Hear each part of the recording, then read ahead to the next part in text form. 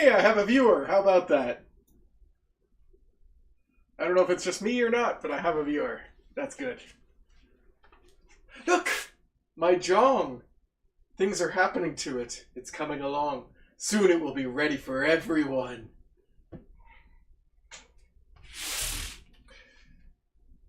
Alright.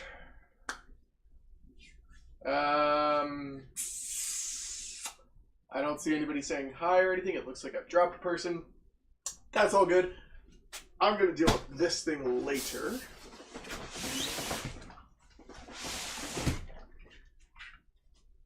And maybe I'll just warm up with a form or two. Hey, look, more viewers! Cool. Hello, people that may or may not be here. If you have any questions or anything, please let me know. Shoot them in the chat. I think I'm going to warm up with a form or two just to maybe psych myself up a bit. So, you can watch me as I potentially screw this up. Ask questions, do whatever you'd like.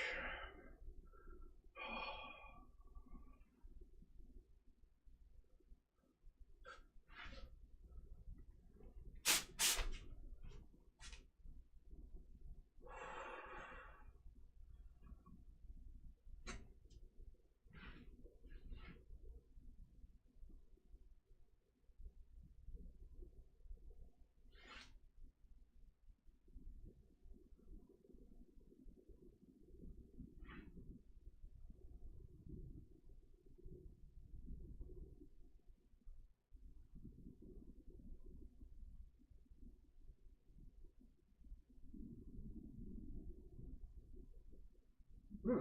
4 viewers.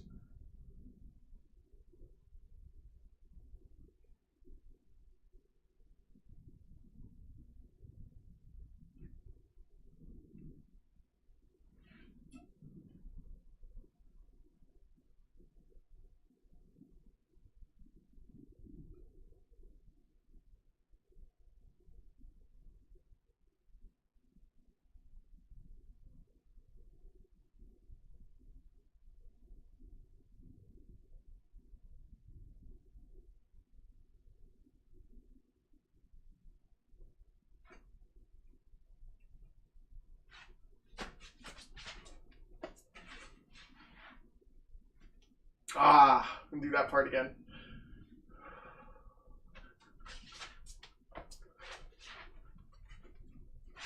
There we go.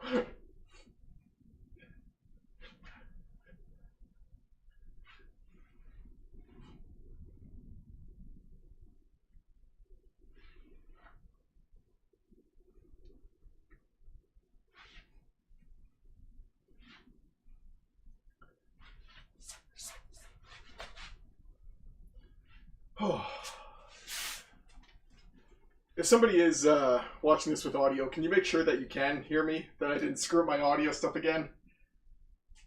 It should be good.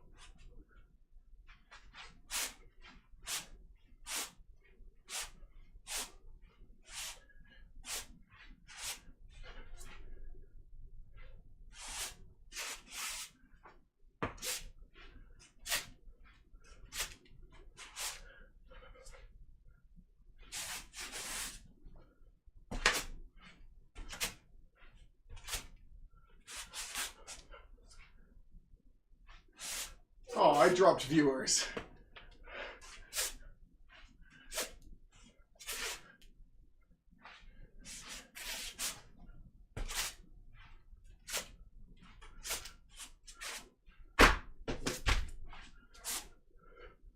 Oh, I gained viewers.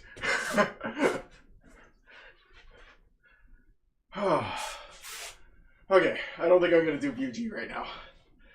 I don't know if this is going to be a long stream. This will probably be a shorter one than I've done in the past. But if you want to see some of my longer stuff, it's on my channel. Or, as I keep saying, feel free to ask me questions or just give me general engagement in chat and stuff. And I'd be happy to reciprocate that and just keep this going.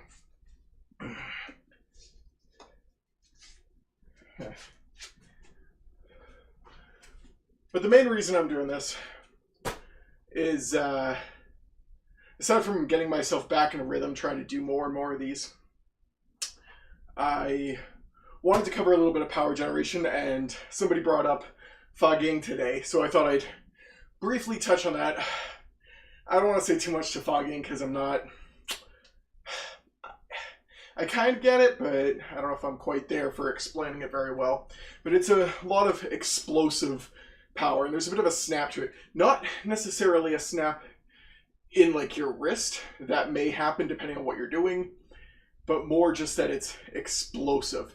So it's not just a straight punch. It's there's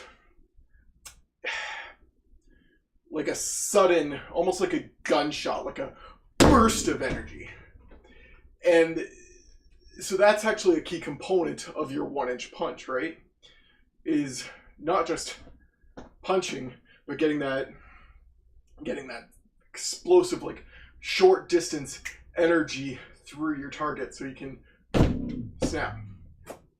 That's about as much as I want to kind of touch on. Well, I'll say one other thing to that. In that, like, even in your form, like your Sun Tao, if I here, if I'm here, this itself is an expression of fogging. You can get that. Your Pak Sao can be you get fogging in your Pak Sao. So it's not just, because Pak is an energy, right? Pak is not just slapping something to the side. It's not just hitting. So you can punch da or ta pa da. It's, I can be in a position where his arm is, or her arm or their arm, whatever. My opponent's arm is in my way, and I'm placing my hand on them. So this would be their body would be here, their arm would be here. I'd be maybe my hand on their arm, and I can pop. I can give that slap, right? And I can do that with my fogging. Now I'm not incorporating my lower, which is something that I'm going to touch on a lot more.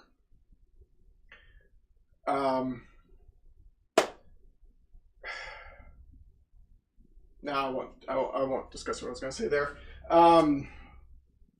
So as I was kind of saying, there are different ways of punching, generating power. I've seen people do shoulder stuff where there's big wind up. You can even throw your whole body into that and get your punch. Sure, like, I mean, this is just air, so obviously it's going to move a lot. Regardless of what I do, I don't have to put much into it at all. But you can get that right? I don't know. You can see that down there, right? And that's sort of the start of what I want to talk about. Is our power generation comes from an elbow down, not an elbow out. Anytime I find if my elbow is out and I press against something, need something with more resistance. Yeah. Okay, so if I'm pushing against this, now, all right, I'm gonna do it this way. So if my elbow is out and I push, that elbow can collapse, and that can leave me with outside energy. If I'm doing like a Hyun Sao around somebody's arm and I'm using a lot of hand dominant energy to do that Hyun, then I'm liable to, upon resistance, start trying to push, and that raises my elbow. And that raise of an elbow is an energy, it's a directional energy, and it's not structural. So it prevents me from having structure, and it gives my opponent something to use against me. it also leaves me out of Fukan-tan kind of range, so it has to get me back on. Whereas if I'm pushing with my elbow down, even if it collapses, it's going to collapse into my body, right? And if I'm able to keep my elbow that fist and a half distance away, then it's going to stay. Here, I run the issue of, you know, them lifting my elbow or whatever they want to do to me. Here, I have less of that issue. I have more structure, and even if it does come against my body, it's against my body. It's nice and tight to the body. So elbow down is our first thing for that, right? But then it's not just elbow down to the floor, elbow not just to the side of the body, but into the middle of the body, and your wrist in the middle, but then out as well, right? So I'm not just hitting there, I'm hitting out here, right? Oh my God, that's fun. But that's just the upper body, and only part of it. My Sifu likes to say, no stance, no kung fu, and quite honestly, I agree. If you don't have a stance, a lot of what I'm going to be discussing doesn't work. You need to have a good stance, you need to be well-rooted, and you need to be able to utilize it against your opponent so you can feel what they're doing to help dictate what you're going to do. In that sense, what I'm doing is responsive to what they're doing, but I hesitate with that because I've talked to some people and I've mentioned that it's responsive, like I feel what they're doing to help me determine what I'm going to do. And it seems like people sometimes get the impression that I'm not assertive in that sense. And that's not the case. I need to work on a bit of my assertiveness, but that's not the case for the art. Just yesterday, I was training with a partner and I had my tan out. You know, he had been coming at me and I had my tan, and I'm trying to tan against his pushback, and I realize I can't do that because I'm pushing against him just a little bit, just so I can feel where his pressure is, and his pressure's going in. So rather than fighting force against force, now obviously I'm going to win because this thing's made of air, but if it's stronger and it's pushing me that way, what I ended up doing is I just did a bong and rolled to a back fist. Not a back fist, sorry, a punch. Not hitting like a back fist. In fact, it didn't even hit him. It just went from tan to bong and then against him. Kind of like that. Need angles for this stuff. So I was pressed against his upper arm. My fist aimed at his head, but not quite hitting him yet. And I remember him going like, "Whoa, what did you just do?" Because it was from here to up. And I felt really good about it myself. It was so good. And so it's something that I'm working on right now. Something that I'm doing to try and improve my own abilities against people that are much stronger than me, that are coming out with me with a lot of aggressive force, grabbing, pushing, almost wrestling, and like big muscles, because I don't have very big muscles myself. So something that I've been working on that's been really helping me with that is this stance and improving it. So first, as a lot of people know, it's not just, some people talk about stance doesn't matter, this is my stance.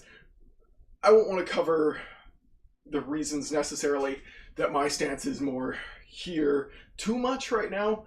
For the sake of argument, my Yiji Kinyama. So I'm in Yiji Kinyama against my bag. But then, Kim Thut, right? So, and that's...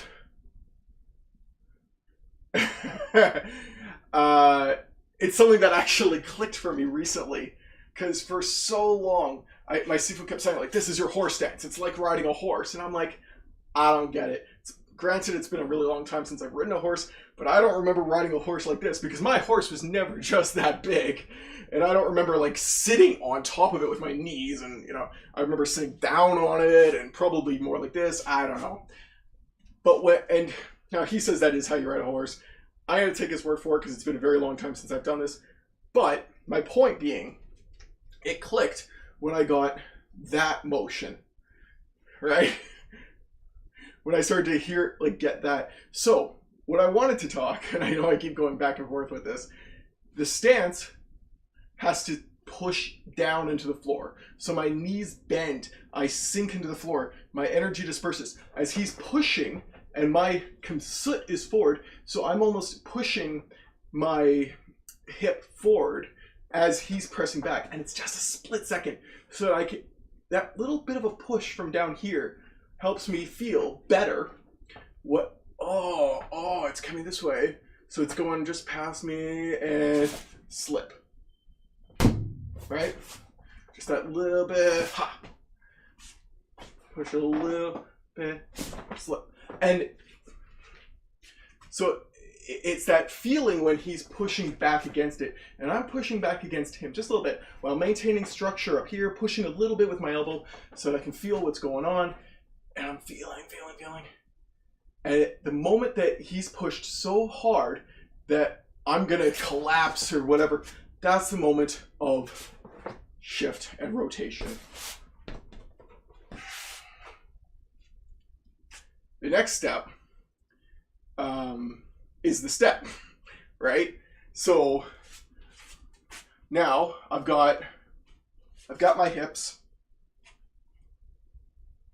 and I'm going to step forward with it, or I can Chun Ma, where I shift down into my step, forward, shift into my heel, Chun Ma, step forward, Chun Ma. Going back to the upper body, I want to talk about the throw, because people have said throw a punch. We actually interpret that as a throw. So I like to imagine a double pendulum. You have, your top of your pendulum here, so it swings back and forth. But then you have your second pendulum down here, a second pivot point, right? And as it does this, there we go, that's what I want. So you can start that way, but if you add the second one, it starts to go crazy. And that's kind of how I imagine it. Another way of looking at this that I think might make more sense for some people is like having a ball and a chain. So you're holding the chain, or the handle on the chain, and you got the ball in the end, you're going to throw the ball, but you're still holding on to it. That ball is my fist. My elbow is what I'm throwing. Not throwing out, throwing at my opponent. So it comes from the floor, and then bending the knees down, sinking into the floor, not sinking forward, not sinking back, sinking down, and then the hip throws Kim Sut forward, and then waves. So it waves from the ground through the legs, through the hip, up, in front, through the shoulder, throw the elbow, launch the elbow forward, which throws the ball on the chain. And that's why I say it's like got multiple pivot points, like a pendulum, and you're swinging here. I'm not swinging the end. I'm swinging from whatever point of contact, right? So if I then add that step, so I'm going to I'll step forward, I'll throw that, and just release the hand. Okay? Now, obviously, that was a bit exaggerated, and you're not going to do it quite that exaggerated in combat, and you're not going to do it from here, right? I'm more likely to be out and engaged in battle. Like, he throws a punch, and I come forward. Oh, that's bad. I come forward. So I went for a ton, I intercept his hand, I got the fook. Now I can pak palm, whatever I want to do, but I'm going to do all of this, right? And hit. And I can do all that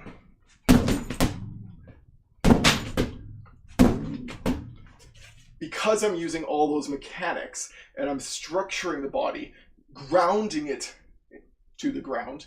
I'm creating a wedge with the ground going forward into my opponent, and I'm going through them, right? So if we're playing chess, they're on one square, I'm on another. They're on black, I'm on white. I don't hit them and then take their space. I take their space as I'm hitting them. The way that I capture their space, the way that I capture them, is by just taking it. Which is part of that moving forward, right? And you'll notice too, I'm not stepping out to the side and then stepping back in. There is a curvature to it it's from my shift. It's not from stepping on an angle. It is still stepping forward. Just here, I've already created an angle, right? Adding a bit of a shift, I create more. Now, obviously, this would be wrong because I'm now side to my target. Here, even here is better, where I can turn. I am square onto my target now and can hit. And I'm going to punch with my hip, with my hip thrust of freedom. I'm going to punch with my fist. I'm hitting you with my fist by punching you with my bits. Intercept, maybe move around a little bit, and whack. Whack, right? Not up, not down. It is straightforward. It may look like there's a curvature to it because there's curves all over the place. Like here. The fist should be pretty straight. This adds a bit of a curve. So if you think of like a train, wheels, and it's got the piston going, right? That's what I'm doing. All of it coming underneath, compressing, and then unleashing. So I don't need strength as much as that throw and that structure. And that's kind of what gives me my advantage, right? Because I'm not strong, so I have to rely on these other traits. And if I'm lucky, well, if I'm lucky, the idea is that because I'm in contact, I'm a lot closer. And if, as I said before, he's pushing against me, I'm feeling a little bit, and obviously this has to be very well timed, it has to be quite responsive, I can't just, okay. Like you have to pick that up over practice so that you can do this in combat as it constantly goes on. Every time he throws, you have to be doing this. And it's, like I said, it is responsive, but it's basically at the same time, right? So it's not a, I'm waiting, I'm going, I'm waiting, I'm going, I'm waiting, I'm going. No, it's all happening all at the same time. It's too fast for that. So anyway, going back to the example, I feel, because he's using a lot of weight, like he's really trying to like just take me out, I feel I release that fall from him, from all of a sudden my shift and my release, because I'm not pushing against him. I'm maintaining contact, but I'm not letting it go. I'm letting it go where I want to while maintaining contact. Then I can get that. Oh, I love those ones. They're hard. Those from a bong to a punch, hitting the bag and generating power like that, that's tough. You don't get as much as you do just hitting the bag that way, because you're already turned, right? But that's what it is. My hand's in contact, he pushes, I bong sao, I release. And that could be my Fa Ging, because it's explosive power. I'm structured, but I'm relaxed until it explodes, right? This, Fa Ging. There's a Fa Ging energy there. Here, there's a Fa Ging energy, because you're not just doing this. You're going snap, snap, snap.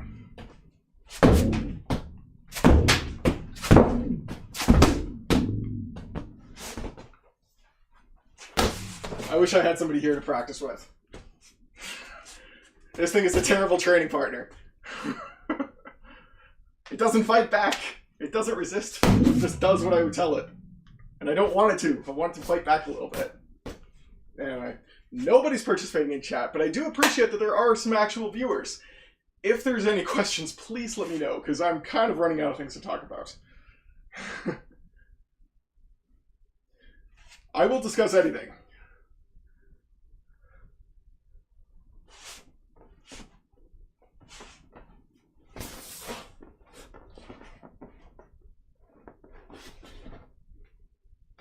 Notice I don't use my hands for that.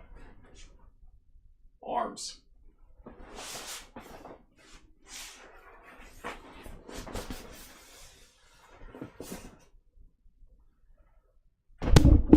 There was some bugging. Oh, I hit my mic.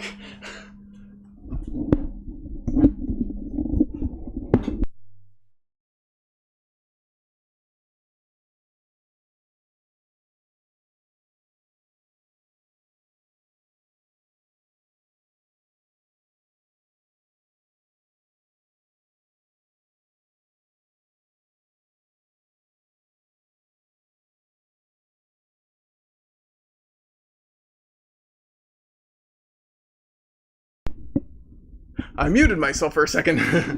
I don't have this properly set up. I kind of just did this impulse. Nobody wants to chat. I'm going to check Discord to see if anybody's chatted in there.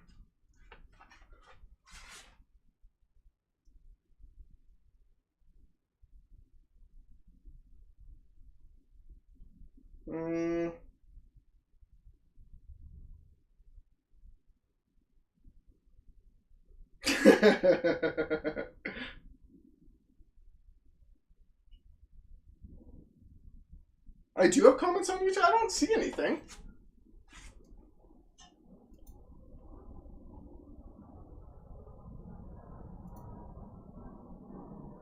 I'm not seeing it here.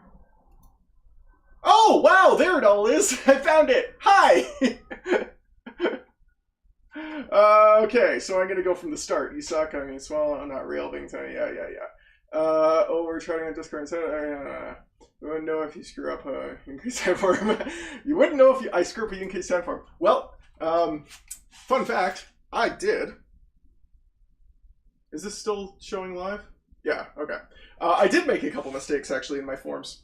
And you can try and figure that out by looking at some of my other forms, or, I don't know, some other people on YouTube, and try and compare them. Yay for the floppy hands. I hear, let's go. Studio sound, audio is good, loud and clear. Which form is this? I did my Suntown, my Chum Q. I skipped the BUG. I may go back to that if you guys beg. In case, okay, which one is your favorite? Which one? What? Which form? Assuming that's what you were asking. I don't know. I haven't really put a lot of thought into it. Suntown is obviously the most basic. I think BUG is probably the most misunderstood. Chum Q has a couple different interpretations that, I don't know. I think BUG is probably the best for showing off to, like, as a, almost like a competition thing, again, with people that know kind of what they're looking at. Maybe a little bit below that is Chum Q, just because there's action, there's movement and all that. But Suntown is just so fundamental. By the way, since I'm the only one with a different name, this is JC Kang. Okay, cool. Be careful of the scrolls. I love my scrolls. I got them in Chinatown. Years ago. That elbow in the middle thing does feel weird if you're not exactly flat-chested. Yeah, I'm not flat, but I'm pretty damn close. Do you use the hip, and if so, how? I kind of did cover the hip a little bit. To stance a little bit. Sexy. Wonderful. I tell people more like Michael Jackson, less like Donald Duck. Yeah. We'll talk about don't do Elvis. Don't. Or. Right? You gotta shift on the spot, not off to the side. Same here, thrust of freedom power based. Yeah! Hips don't lie. Yeah. Do you aim to straighten your spine or keep it a curve? I do try and keep it straight. There is a natural S curve to his spine, so obviously you're not gonna, you know, mess with that. But I do happen to notice from watching myself that my head does tend to lean forward a little bit. I know that my upper body did a bit, and I've kind of corrected that. Maybe I can do a little bit more. I need to learn to do that, straighten a little bit, but I do aim for it. Kind of did my favorite form thing already. How many y'all got? We have the 3 basic, you know, Assume Tao, Chum, Q, BG. We have the pole form, the knife form, Zhong form. After that, we don't really train them in our school, but the lineage does tend to do the Sansik, which is 12 things. We do a little bit of them. We do some of them. We have our own versions of them. That's kind of irrelevant as long as you're getting the point across. It just like the forms aren't magic. Like you could get the same lessons from a different sequence, right? That's not important.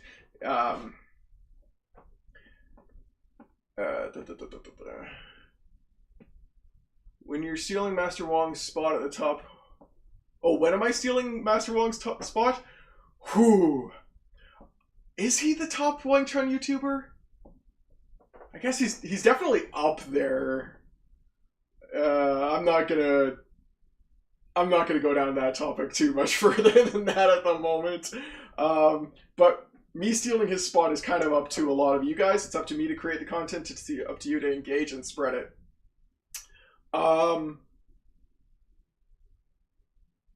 I would love to do a collab with like Master Ken. I'm going to skip that next one. You want to see my scrolls? I'll show them later. I'll show them. I'll take a picture of them and show them on Discord or something. It was like Jagger. We do mess with the S, but that's us. Well, no, I mean you can to a point, but you can't actually like pop out your vertebrates to make it a straight line. You're gonna. That's how you die. That's a long pole, so we already have a stripper pole area. I do not have a stripper pole. Master Who, if we're talking about Master Wong, again, I don't want to talk too much about him. You can go and look up his stuff. Issue a challenge on stream. Call out Master Wong and do anything. I'm not calling out either of those two on public stuff. No. If they want to have a chat with me, they're more than welcome to. I'll have private calls with them, and you know what? Maybe it'd turn into something public, but I'm not going to open that up immediately. I would rather talk to them first. I'm not here to, you know, there's controversy over them. I'm not here to stir controversy. Not in a public forum. No. How to kick. I was kind of hoping you wouldn't ask for kicks. Okay. My legs are not feeling all up to it, but alright. Kicks is very similar to punching. The rules for kicks are basically the same as your... As above, so below, right? No, don't be sorry. It's just I didn't really want to do it. That's all. I'm being lazy. That's just my own laziness.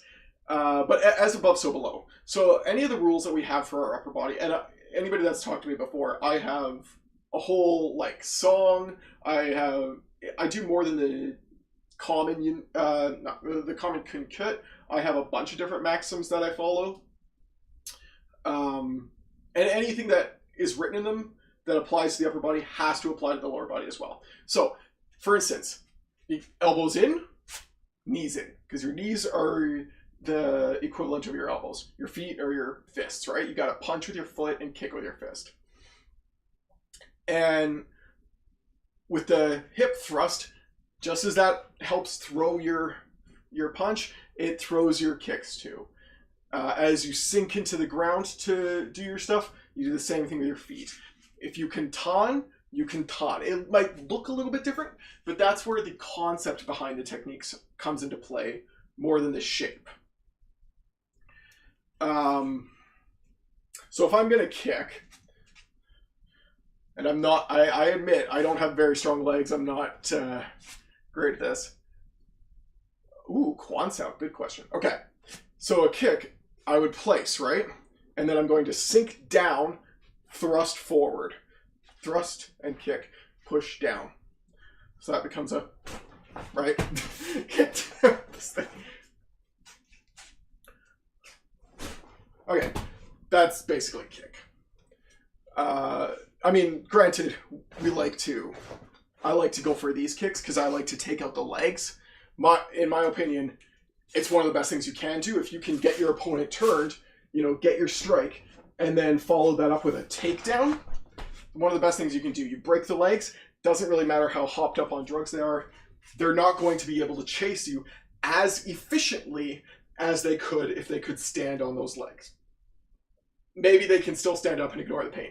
Maybe they can even shamble, but it's not going to be as efficient if you've actually broken that. So Quan Sao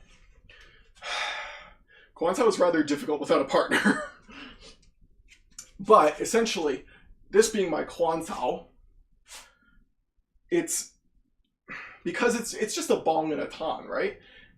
The bong is the side, the hip is the side that throws the bong.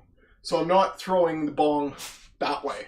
I'm not going, let's see if I can do this. If that's my Quan, I'm not gonna Quan Sao this way, right?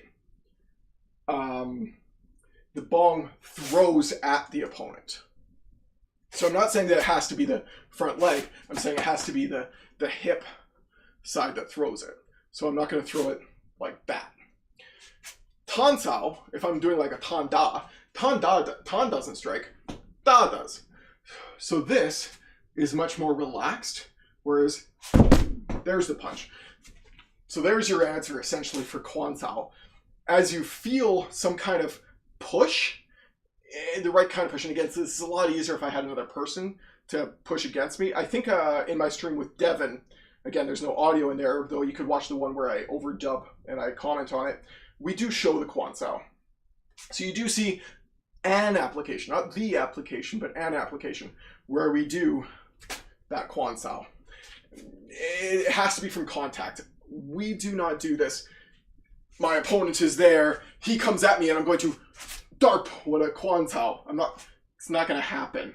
I'm going to intercept, we're going to move along, and then it's going to be there. But it's not a strike. I don't know why I did that. I don't know. If you want topics, what does the opening of Sun teach you in your system? Setting up the stance and the punch with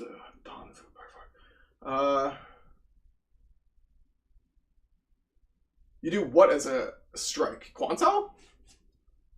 Quan Sao is not really a strike to us, though you could theoretically do one. Unless you're talking about bong. Dop. Is that better? Dop. Dop. Dop. Dop. Dart. Dart. Dop.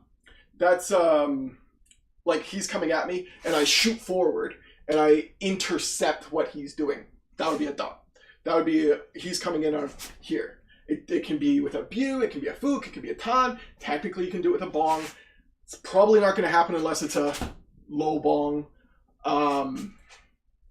That's dop. Are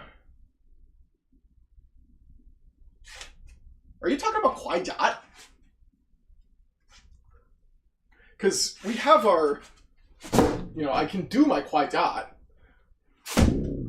but a Quan Sao is very much the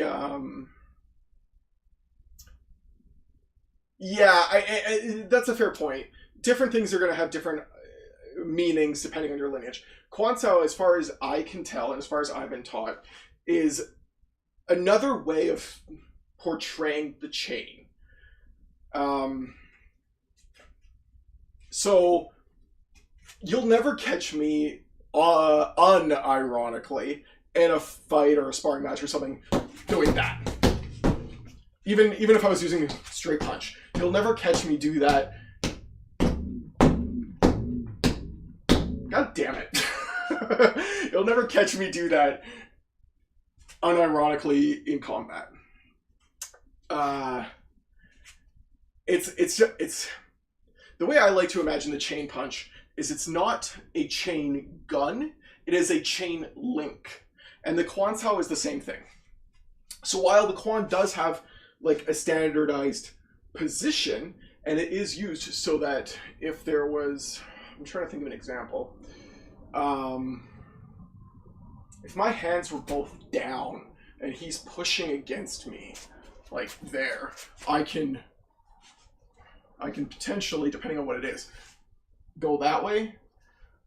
Again, I'm sorry, I would need to get to the situation, but that's kind of what it is. It's a specific, it's against a kind of a specific push that becomes the appropriate response to get back on center, but it also teaches that chain. So I can do my chain punch this way. I can do my chain punch this way. I can do it this way. I can chain punch underneath. I can, what's another good example? Like even the double Gansao, I might have there. That's my chain, right? So the Quan Sao would be the same thing. Here to that would be that chain punch. It's just another way of rotation.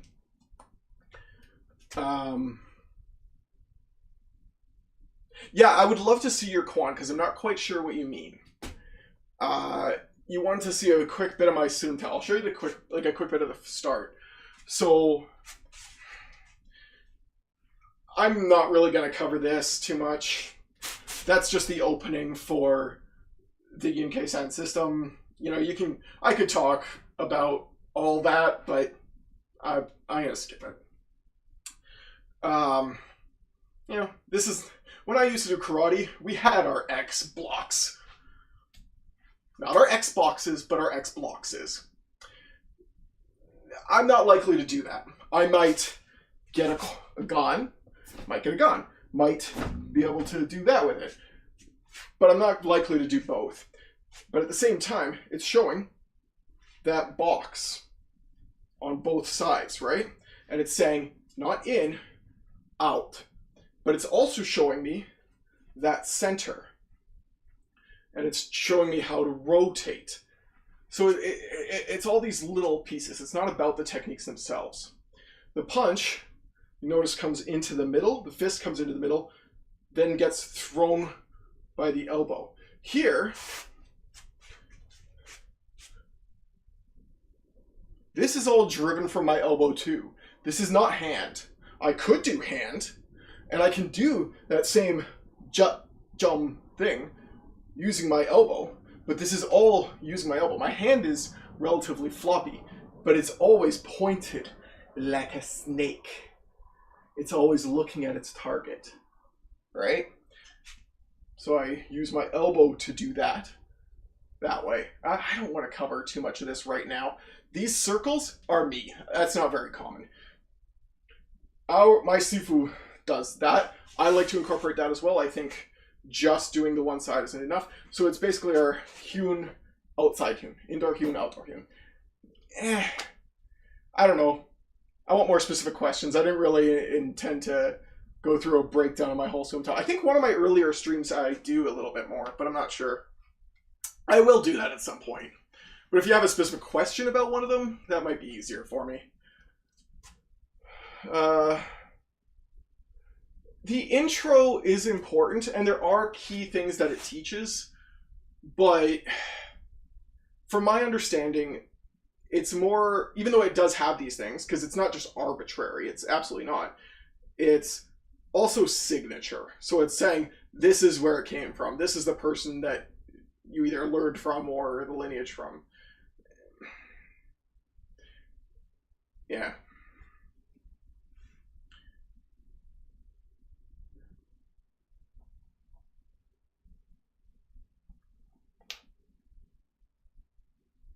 Sorry, it's really warm in my place. And it's not even summer.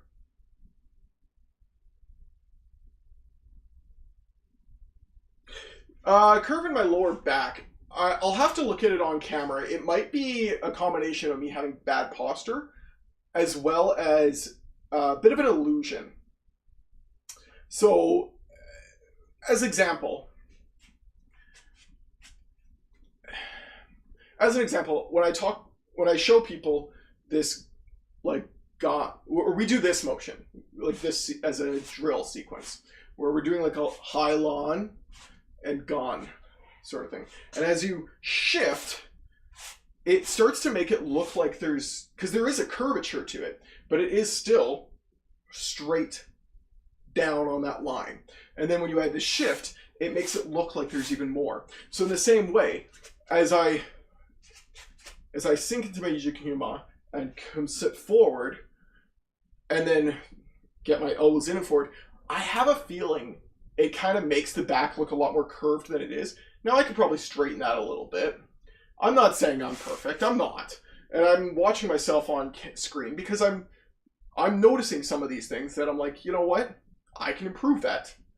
That's one of the nice things about doing these streams as well, is I'm not only am I catching it in a mirror, now I have accountability because there's an audience. So it's a good way for me to try and correct myself over time. I don't know, I feel pretty structured there. My shoulders down to my hips, but let's see when the camera catches up.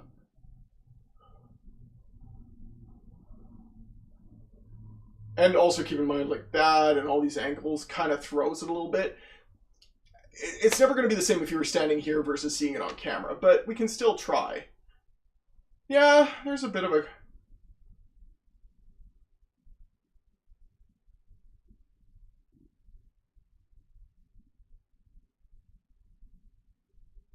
I feel like I'm throwing my upper body a little too forward right now. Maybe I'm not, but it kind of feels like I am. I definitely feel like I'm up on my toe more than I should be.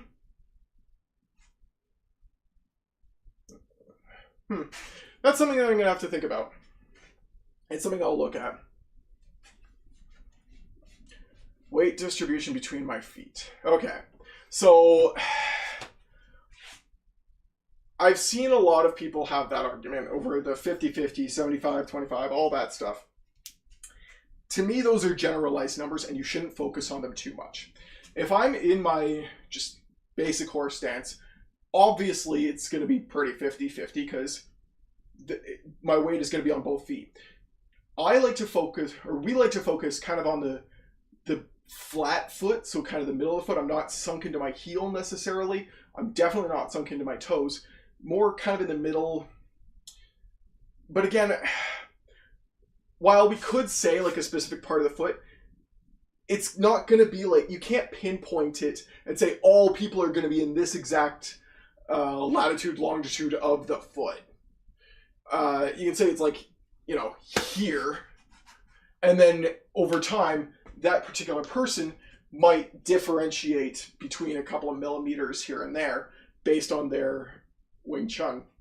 But as I shift, so if I sink to turn, my weight is going onto this foot. I'm sinking my ass down into my heel and I'm turning. There's weight on this foot, but it's not much.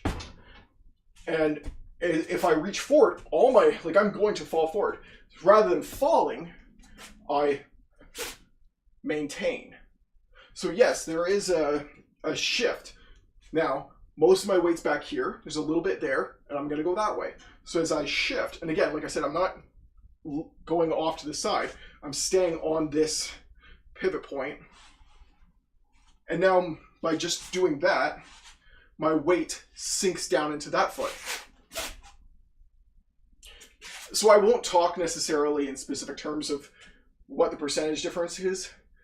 And I'll talk a little bit about like where in the foot it is, but it's definitely down through here into kind of the heel, but pressed flat foot, not heel into the floor.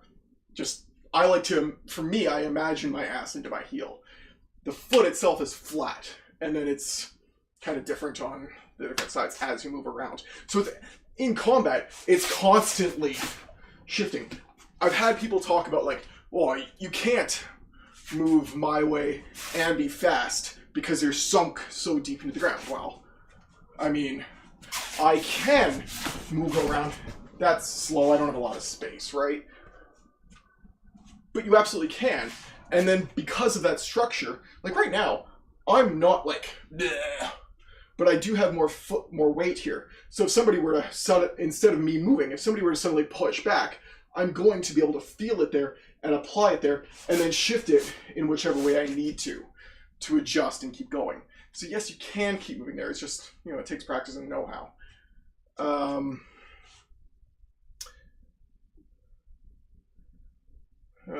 You want to be able to stand by a wall and have the shoulders and ass touch it, but also the lower back.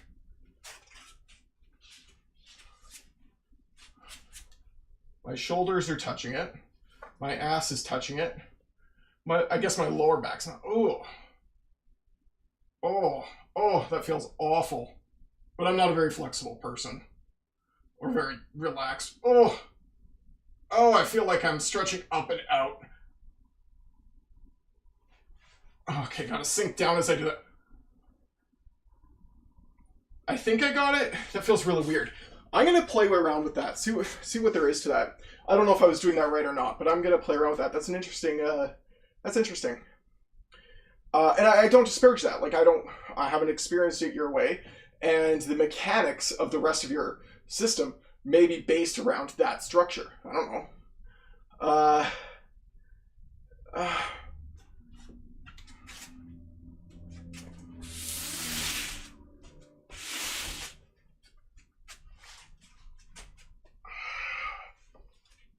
There. That's how you use it. Bang! You sit down in your pistol squat and you shoot.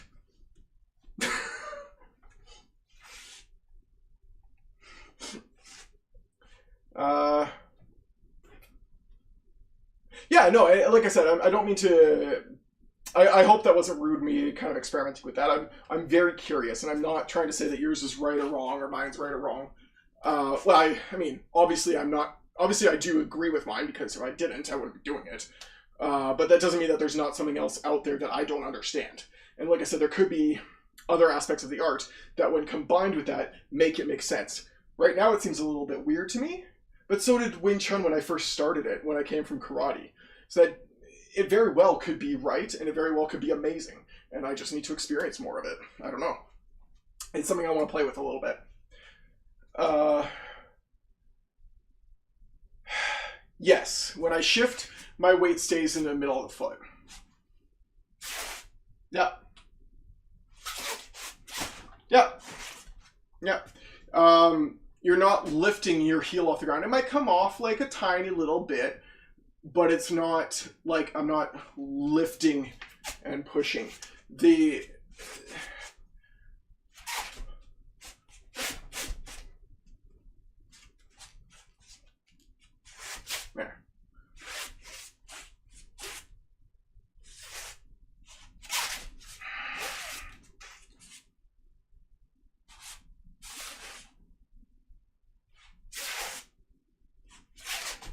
Yeah, so your heel might come off a little bit, but it stays relatively flat. So I would say it emphasizes the flat of the foot, even when you're shifting and stepping.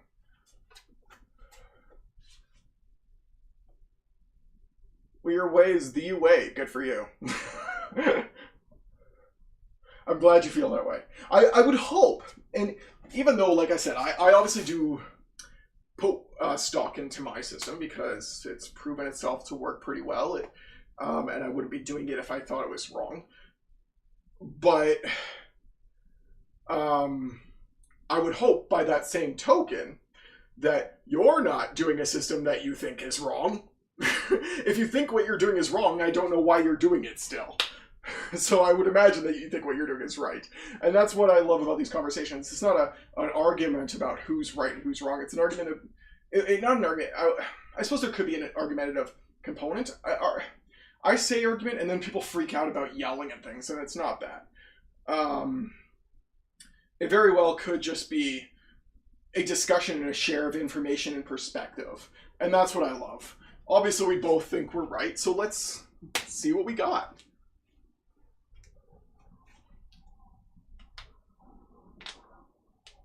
This stream has gone on longer than I wanted it to.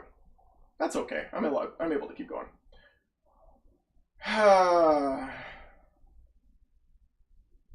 I don't imagine I'll get like a copyright strike if I share something. I think it is technically copyrighted, but it also doesn't have a melody as far. Well, it might. I just may not know it. Yeah.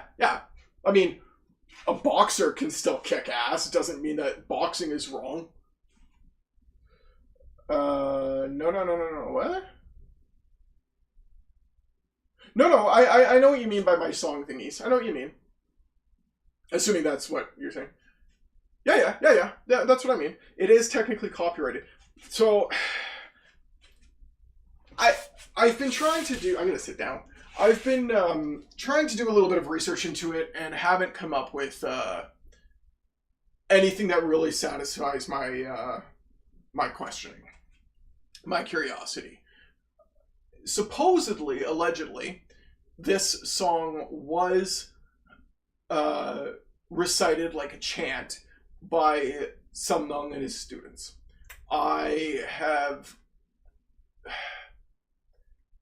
I haven't really had a lot of in the way of verifying that authenticity, but I have had a student of Sam Nung's that says that they did. And if I remember correctly, he told me that they were sung in Chinese, but was unwilling to share that with me. From what I understand, he or somebody he knows translated it to English, and then it wasn't him who told me, but supposedly what happened is somebody uploaded that to the internet and eventually just became all right, fine, I guess it's there, I guess it's online. But I have yet to find it in a Chinese format. I would love to have it, the actual words, Chinese words in Cantonese or Mandarin or whatever it's sung in. I would love to see the characters that are used if it's legit. I would love to, but I haven't come across that. So I only have it in English. And while, again, because of that, I don't have a way to prove that that story is true. I don't have a way to prove that. But using the song as my foundation, or as we call it, the DNA of the system, it has proved itself effective thus far. Like, it has proved itself to be a cohesive thing with plenty of lessons, just like any Kun-Kut. It's just called a song and it's got some different lines. It has some similarities to some Kun-Kut.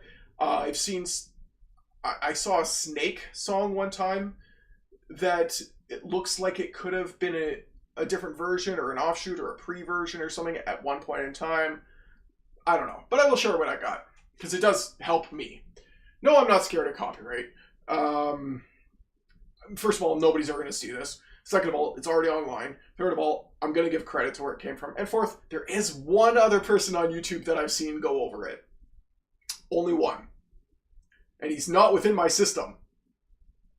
He just stumbled upon it.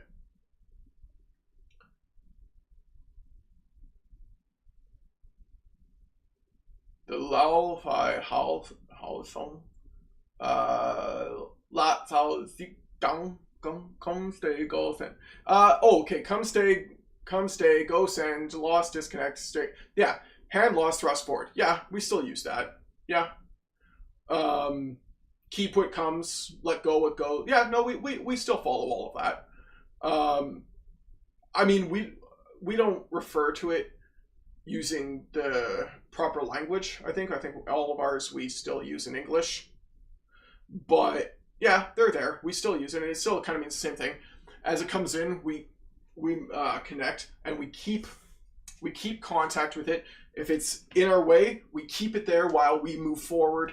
If it goes away from us, we follow it into the target. If it goes off over there, we let it go over there while we go to the target. So even though we're sticky and we maintain a lot of bridge contact, if you leave the box, or I've also heard it as a fan, if you leave the battlefield with it, like you go out to the side or you go back or whatever, that is our opportunity to just say, okay, and go in for the strike. But if you keep your stuff out there, if you keep your techniques out in the battlefield, then we're going to keep it there with you. We're going to hold it in place. We're going to trap it. We're going to press it against your body. We're going to like get both your hands trapped, and we're going to strike with that. So, and we're going to maintain that bridge contact. We love bridge contact, but we're not going to. We don't want to hold bridge contact where it's unnecessary, but we will use it even if we're moving in for a strike, because we're going. It helps inform everything we're doing and helps us maintain in control. For instance, our Chun Q, we don't translate as seeking bridge. We translate as sinking bridge. So I don't know if that may have been a bit of an offshoot, unimportant. Anyway, going on to the song. You can look this up if you want. It's not that hard. It's called the original Red Boat Song of the Wing Chun Chun, for anybody interested. And like I said, it does have a copyright to it. As I said, there's a bit of a question in my mind on that. I'm happy to say that there's some authenticity to the story I was told, but I have no way to prove it. But it is copyrighted to Yan Hui Wing Chun. I don't know, I might be able to read the whole thing to you. I'm going to go over it quickly, though. Maybe at some point I will go through, make like a video for each line, or maybe a couple lines per video, and just make short little clips. I might do that at some point. So this will just be kind of skimming it a little bit. And you know me, I'm going to ramble. I say I'm going to skim it. There's going to be a point where I go off on a 20-minute tangent on one line that's only like 2 words long. I don't know. So the first line just says, the techniques of Wing Chun Chun are unique. Sure. I don't know how much I agree with that. I think it's relatively accurate, but it might be a bit of an exaggeration, especially now since there's a lot of mixing of styles. You can find these techniques come from Snake and Crane. So while it might be unique in the sense of how it's applied, I don't know, calling it unique, that might be a translation thing. Every system has a punch. There's even vertical punch system, like other systems that use vertical punches. There's other systems I'm sure you can find that do tan sao and bong sao and things. But maybe as this collection and exclusive to like these moves and how they're applied, maybe there's an argument there to be made. Or maybe it would make more sense if we had the original translation. I don't know. The methods are impenetrable. Changing them should be avoided. Yeah, as far as I can tell, everything that I've learned about the methods work. If it doesn't, it's always come down to a matter of it being done wrong. Whether that means that the person, using myself as an example for all of these, whether I've done the method wrong, or I've maybe I've interpreted it correctly but performed it wrong. More likely than not, I've misinterpreted it and I'm doing it wrong because of that. But the methods that I've been taught have created a cohesive system that, when done correctly, have been impenetrable. Like, you can still get hit, but it works. And so I wouldn't want to change things, but it says changing them should be avoided. That doesn't mean that you can never learn something new or adapt or add something new. It just means that you should avoid it because, people will arbitrarily make changes or make changes that they think are appropriate, but turn out not to be. Now, I'm guilty of making some adaptations, like I said in my Sun Tao, from here, that's normal. I like to do 2 circles that way. Is that really going to mess with the system? Probably not. But it does add maybe arbitrary things that just don't have to be there. But for me, it's benefited me. My Sifu does 2 Huns for the close. Does that outside Hun have to be there? I think that's debatable. First of all, I actually think it should be there because I don't see the Hun, outside Hun especially. Inside Hun, I don't see very many places. Outside Hun, I see even fewer. So I think there is value in that. But should be avoided. I would agree. And I think it's important, too, to show what you've done differently, because people can then assess that and be like, I don't think you should have done that. I think, that's where peer review comes into play in the martial art world.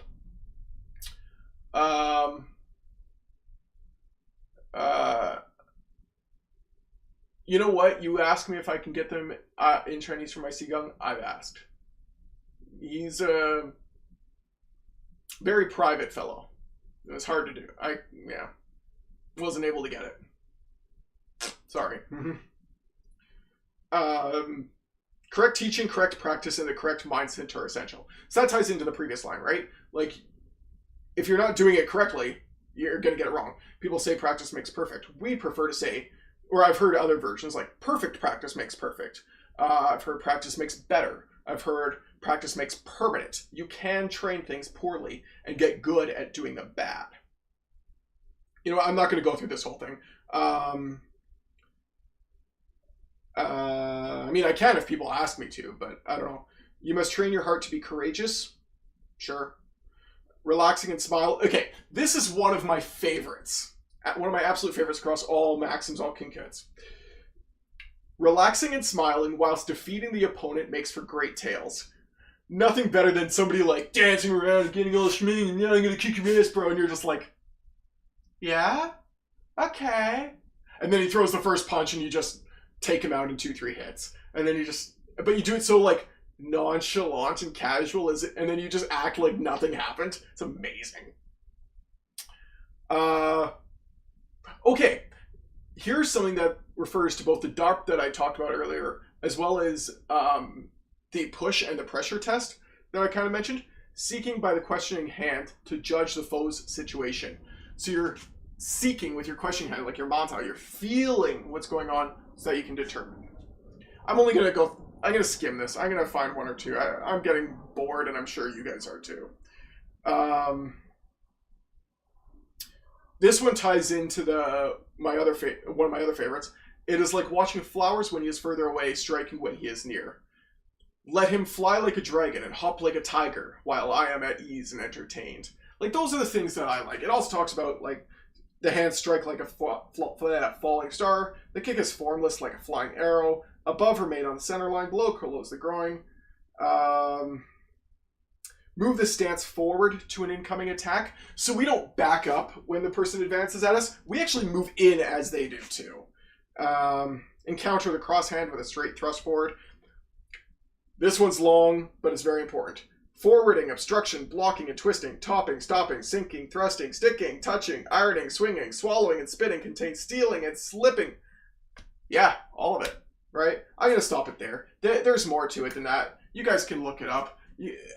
As I might go through a series of videos and going over these at some point. I don't know. If I can...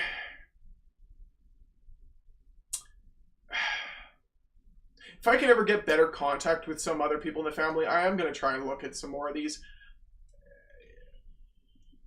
I don't know.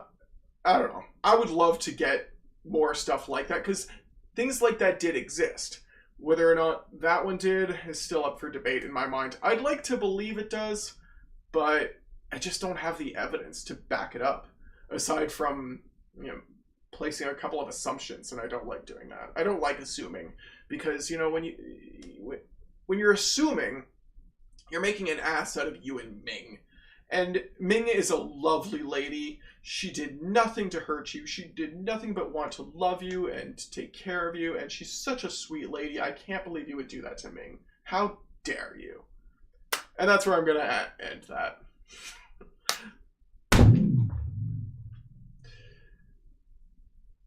I'm going to end the stream there. I think it got boring towards the end there. I think the song stuff is very fascinating to me. It's very exciting. I'm tired. I'm hot. And I'm sitting down. I'm not very exciting. I'm feeling like...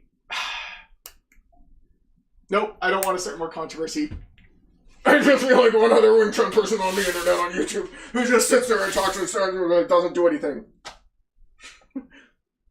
I mean, no disparagement. If that person wants to have a chat with me, I would love to. I have questions for you, and legitimate, genuine interest questions. I'm not trying to be a jerk. But I sometimes make jokes that make me seem like one. I'm gonna get some dinner, maybe have a shower and go to bed. If anybody has any questions or anything else you want me to cover, I know there was a comment about me, there was a comment about me discussing the Sudam Tao, or the opening section of it, kind of covering that a little bit. I'll make a video at some point that goes over some more of that. I'll probably do it in sections. I don't know if I'll do that as a live stream. I'll probably try and pre-record something. That way I can edit it and actually do a good job, not mess up. But yeah. Yeah, hit me up, send me questions, send requests for content or things you want me to discuss or whatever, because I love doing that.